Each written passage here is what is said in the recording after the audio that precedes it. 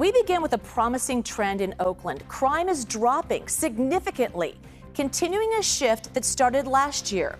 So Oakland police data through the first half of the year shows violent crime fell by 29%. That's compared to the first 6 months of 2024. And today, city leaders came together to celebrate the progress. Our Lauren Tom spoke with one activist who says Oakland cannot afford to let up.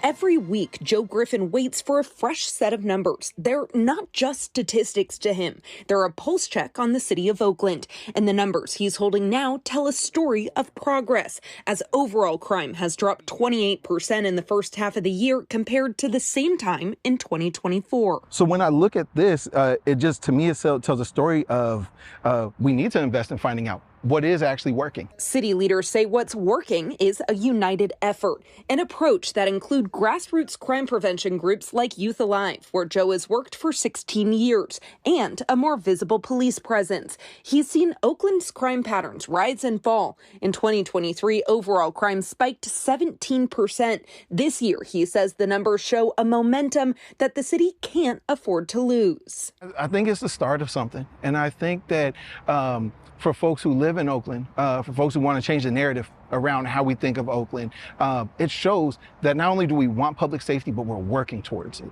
City leaders say there's still more work to be done, but they're celebrating data that shows overall violent crime fell by 29% in the first 6 months of this year compared to last year.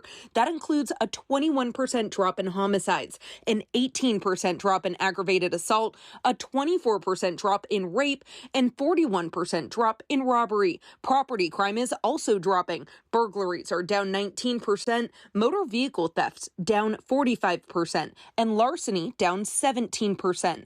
Arson was the only category showing an increase by 9%. We have to talk about more about what we're doing because crime is going down, so we have to address the perception and the feeling of crime right now.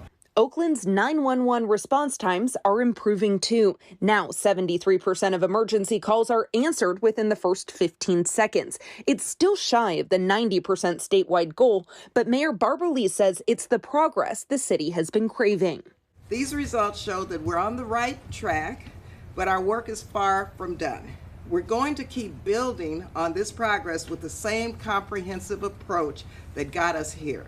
That comprehensive approach hasn't come easy. The city had to close a more than $200 million budget deficit, forcing deep cuts to community resources. Youth Alive lost part of its city grant and $2 million in federal funding. Even so, Joe says these numbers show their work is having an impact. I think the key is that there isn't one thing. Is that this really is an all hands on deck moment. What we're doing right now is saving lives.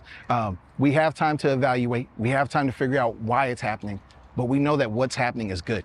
So let's stick with it. This trend really started last year when violent crime dropped 19%, Oakland compared to 2023.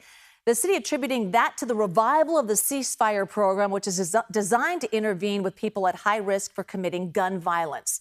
So Oakland's numbers also mirror a wider trend. There's new data from the state attorney general and the FBI. It shows overall violent crime was down across California and the entire country.